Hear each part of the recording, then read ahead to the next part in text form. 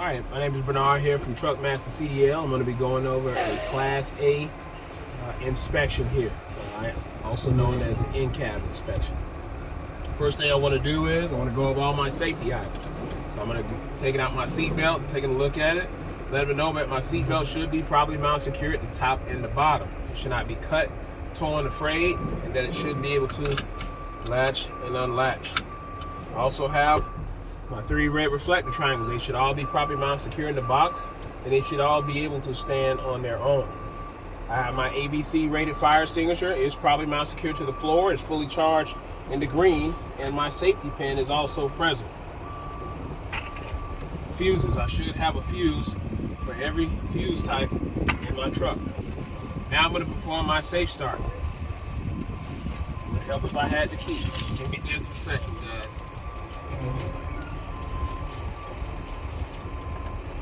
So now, I'm going to turn my key to the on position. My tractor ABS light should come on and go off. I'll put my foot on the brake. My truck should be in neutral, and both my parking brakes should be pulled out. So now I'm going to turn on my truck. Alright, so let's go over all of our breakables. We have all of our side windows, all our mirrors, and the windshield. They should all be properly mounted secure, not cracked, chipped, or broken, clean and not missing. My windows should be able to work properly going up and also down. All of my mirrors should be adjusted to me or my view as a driver. I also should not have any illegal stickers on my windshield to block my view. All of my window seals should also be properly mounted secure. They should not be cut, ripped, torn, dry rotted, missing, and I should not see any types of leaks. Then I have my highway horn. If you should have one, then you would test it. If you don't see one on your test day, don't mention it. Then you also have the city horn. My city horn does work. Then I'm going to go over my indicators. I have my left turn signal indicator works in the dash. My right turn signal indicator works in the dash. My 4-way flasher indicators also work in the dash.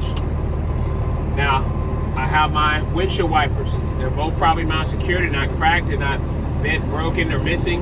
The rubber blades are also properly mounted secure. They're not cut, ripped, torn, dry rotted, missing, and it's firmly pressed up against my windshield. My windshield wipers should work, and they should squirt or spray. If they do not, I will let the tester know. Then I will go on to my high beam indicator. Push on my light switch. I push that lever forward or hold it towards me so I can show them that my high beam indicator does work in the dash.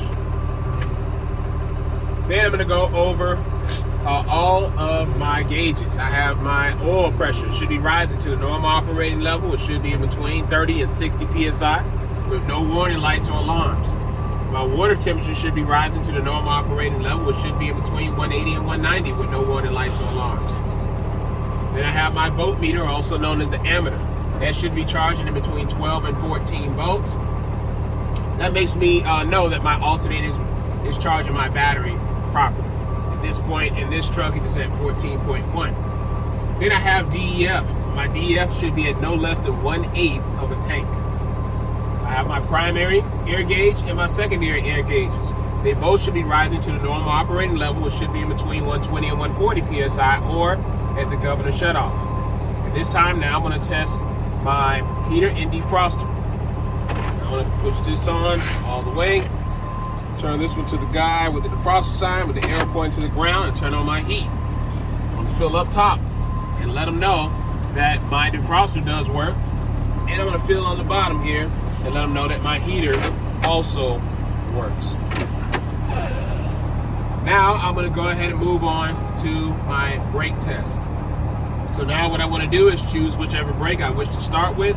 Normally I always start with the top button. I'm going to put my foot on the brake. I'm going to go ahead and push in the button that I'm not using. Put my truck into drive.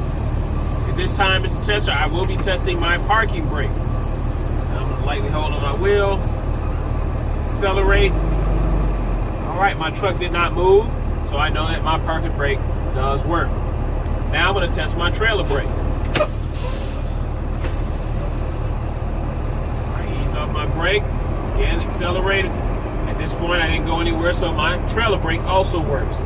Now I'm going to do my service brake. Pushing both my buttons. Mr. Chester, I'm going to be pulling forward at 3 to 5 miles an hour. I will put my foot on the brake. My steering wheel should not move left or to the right. All right, there we go. All right, my steering wheel did not move left or to the right. So my service brake is working properly. Now, Mr. Chester, pull out both my brakes here and put my truck in neutral.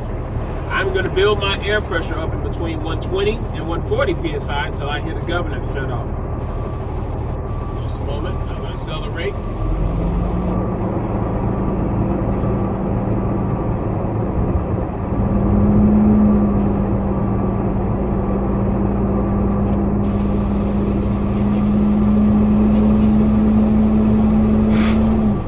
There we go. I just heard the governor shut off outside.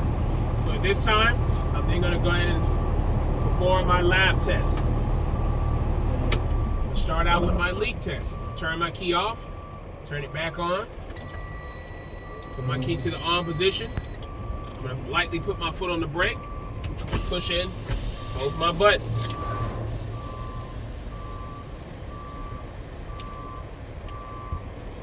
All right, once my air gauge is stabilized, I will be starting my clock.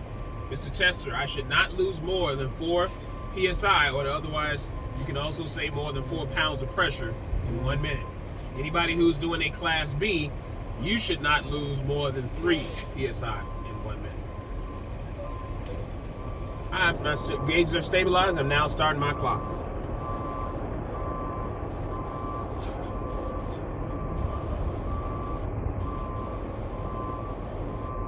Now, in some cases, you can also take a look at your gauge and give them an idea of where your meter has stopped. At this point, it stopped at about 105, so I can also let the tester know that as well. There we go. I'm at 30 seconds, and I will let the tester know that I currently do not hear any air leaks. I'll continue to watch my gauges.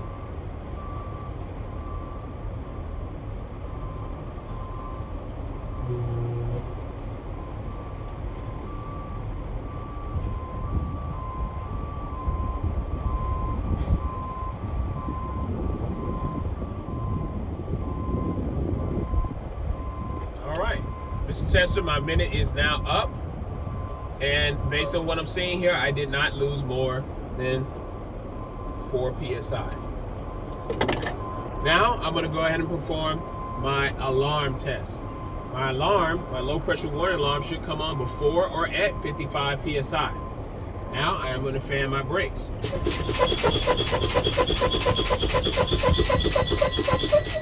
All right, so now I see both of the lights on in the dash for my alarm, and I can also hear it. So I know that my alarm does work properly. Now I will test both my buttons here, both my brakes. Both of these buttons should pop out in between, somewhere in between 40 and 20 psi. Once again, I will pump my brakes.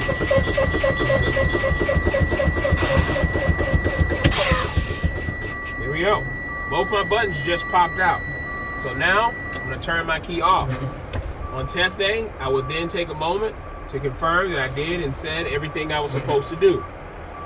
I know that I did it correctly, so I will now let the tester know I'm now done with my inspection.